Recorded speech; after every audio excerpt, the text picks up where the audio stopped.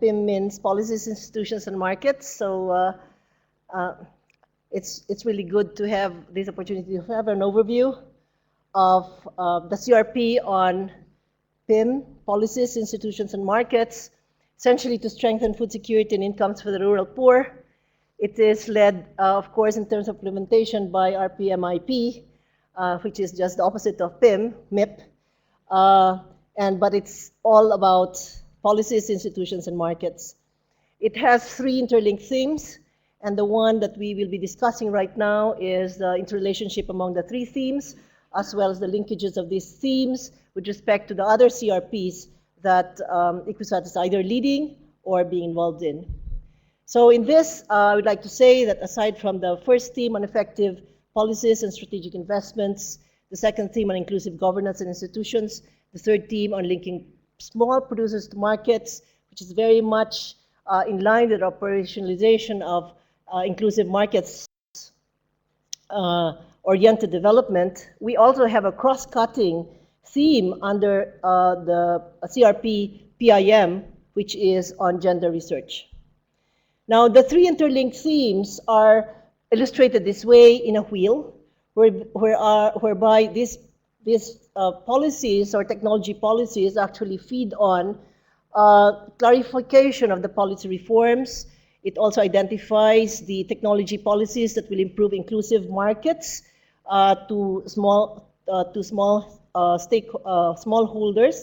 as well as the interrelationship between governance institutions and enabling linking of small producers to markets.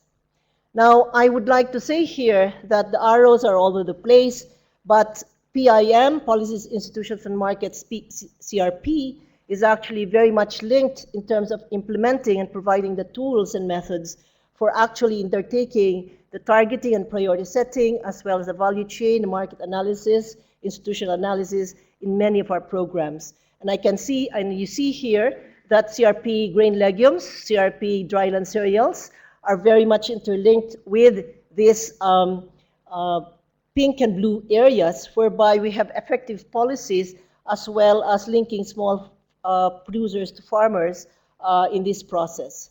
Now, together with this, we have other CRPs like CCAFs, dryland systems, WLE, as well as A4NH. Right now, the subject of our discussions during this work plan is to clarify, in the same way that we have clarified with grain legumes and dryland cereals, the very specific activities wherein our scientists within RPMIP will be providing contributions in your research.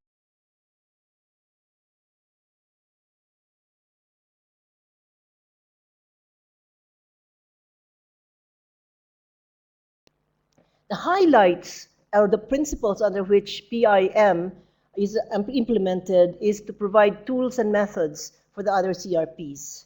It might be the tools and methods for value chains. It might be tools and methods for priority setting and targeting. But these are all done in partnership mode of research, the key principles that we are following in our strategy, as well as impacts-oriented research. Now, highlighted here is the partnership of 11 CGIAR in CRP on policy, institutions, and markets.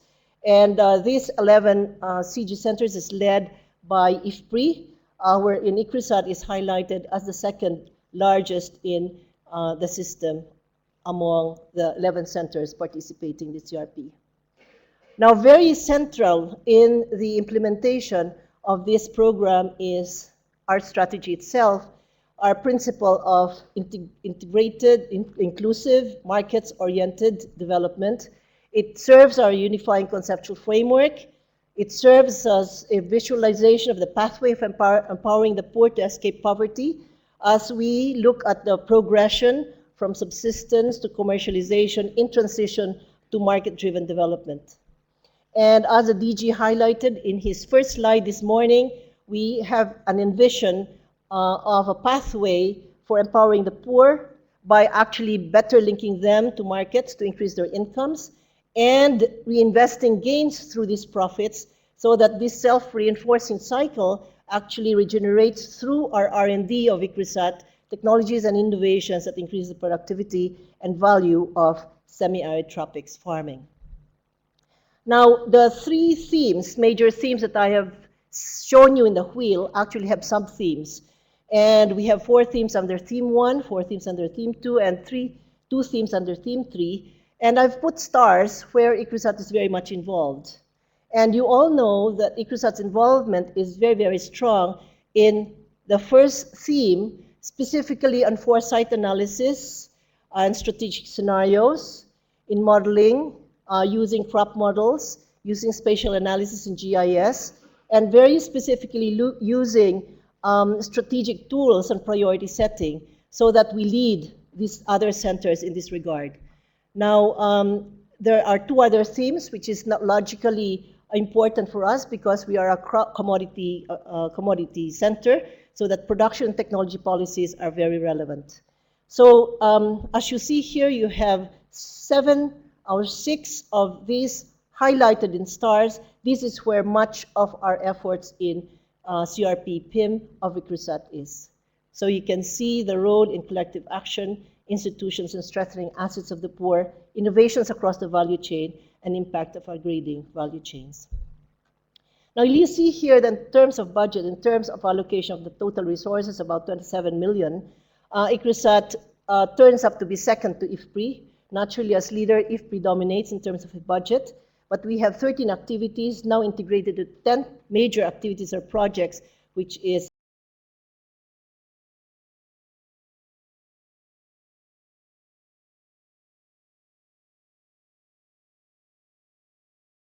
Now, I'd like to say that the CRP PIM-linked themes are very much, on your jargon, are very much linked to what you know as work or research on livelihoods and poverty dynamics, research and foresight studies and priority setting, as well as research and innovations across the value chain.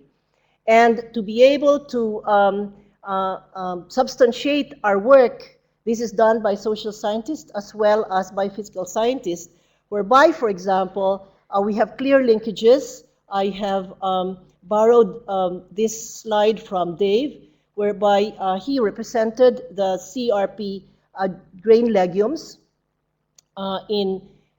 wherein the strategic components, and there are 4 of them, or 5 of them. The first strategic component is to inform. And that information component is really analyzing demand and supply and setting research priorities. Now, the tools and methodologies and the various results that comes about in CRP PIM actually is very, very much used, not only in setting priorities and targeting, but in the feedback process, also involving in assessing, monitoring, and assessing impact. This is very much also aligned with the work on markets.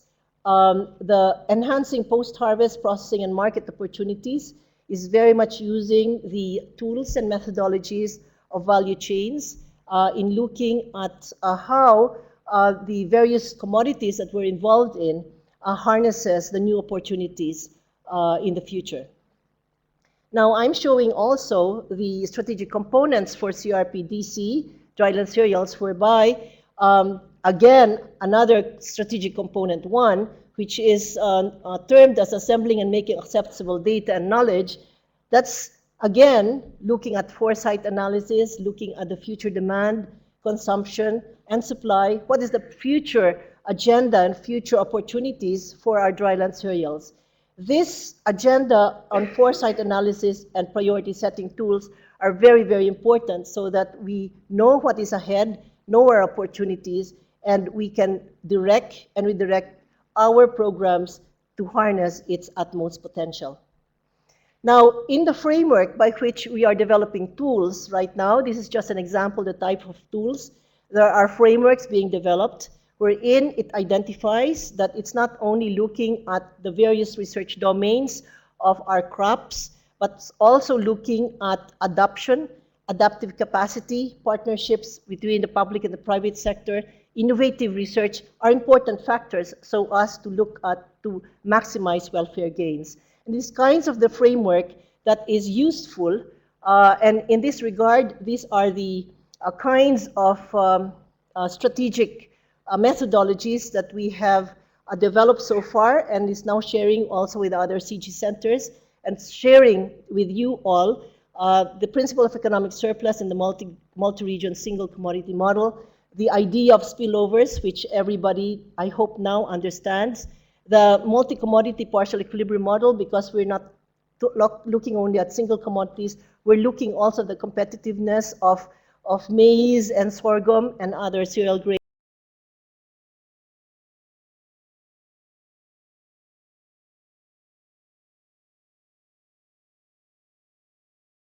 In most respect, we are looking at enhancing our competency, not only in markets, not only in spatial analysis and modeling, but also in other respects in rural and social sciences, like rural sociology. Now, most of the work will be looking at observations from the field. Ground level reality will be analyzed to generate insights, grassroots level reality, which will then be a basis of undertaking policy dialogues.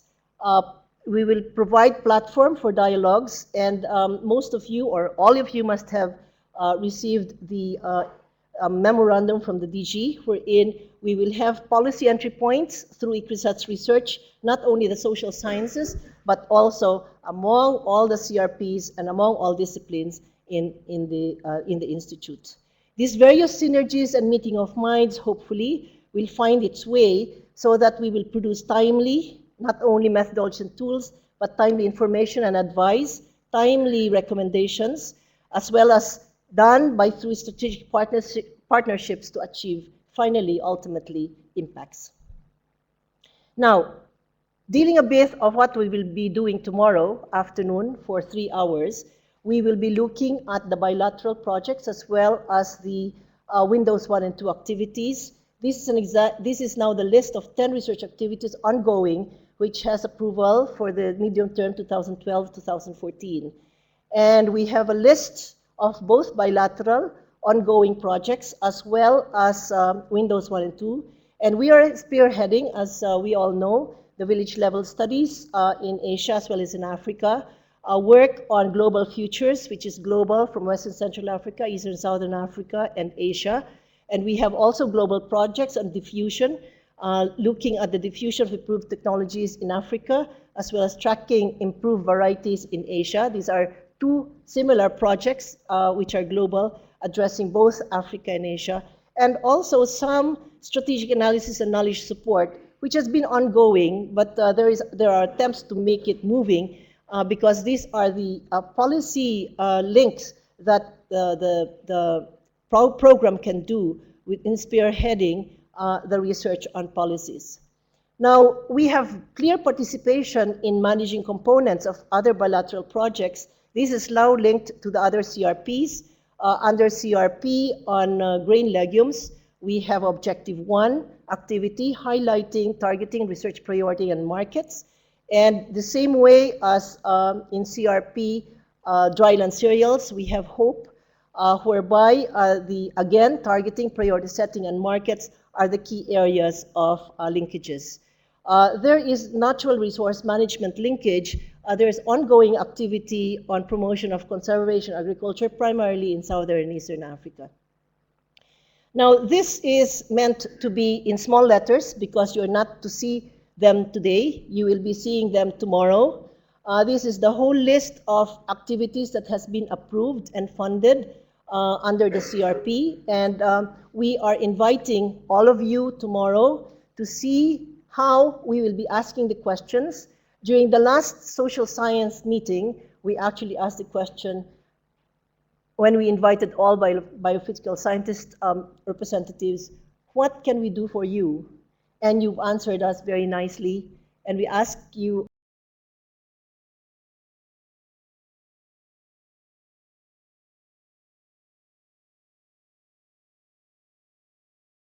our discussions tomorrow. Now, you will find that our work in all the regions in Africa and Asia are anchored on our work on the ground. And it's here where we have a platform of analysis.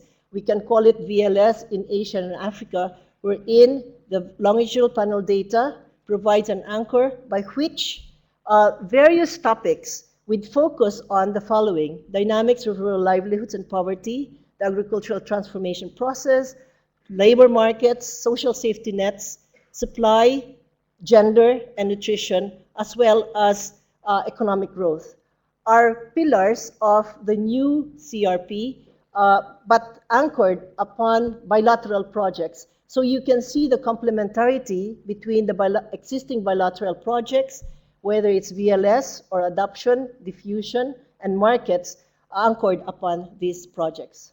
For example, in market studies anchored on the CRP policies, institutions, and markets, you see, as I've reiterated, the linkages, whether projects are other CRPs and grain legumes and dryland cereals, but specifically, very specific activities approved under the CRP PIM will be contractual arrangements, market strategic studies, and leveraging value chains. Now, in this CRP, it's very important to note that we're providing the methodologies, we're providing the framework, we're providing the tools, which, when accepted and undertaken rigorous analysis, will then be used in the other CRPs. And that's the reason why we have very clear linkages between CRP 3.5, which is grain legumes, and 3.6, which is dryland cereals. And we have activities in the same way in CCAPs, although they are more on existing bilateral projects, very much identified within. Now, I'd like to emphasize that, as I emphasized this in the first slide, that gender is an overriding focus, and the emphasis on women's empowerment is a cross-cutting theme, a strategic research agenda in the CRP on policies, institutions, and markets. Aside from the three themes, they have identified a cross-cutting activity on gender, strategic research, and right now the emphasis of the work under CRP PIM is on looking at the rural farm and non-farm enterprise, looking at the feminization of agriculture, the process, as well as empowering women's participation. Now, this, of course, will be again in terms of identifying and establishing and formulating tools, which will also be used in the formulation of gender strategy in each of the commodity programs. This is an example of where we have looked at labor participation, micro-level evidences, and food security. This will also be featured. It's meant to be small because that will be featured by tomorrow. So we do invite you that tomorrow, this is something I flashed during the last social science meeting in December, if you remember. We have invited many of you to participate, and this was the drawing that we drew together, and we said, while we were asking all of you, what can we do for you? And you listed a long list of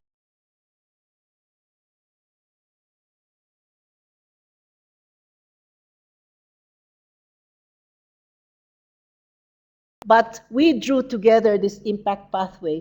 This is not only meant to be an impact pathway of the social scientists, it's an impact pathway that shows that while we are identifying problems so that we undertake the priority setting, undertake the research priority setting in the first place together, along the way in which we are developing technologies, there are three other aspects.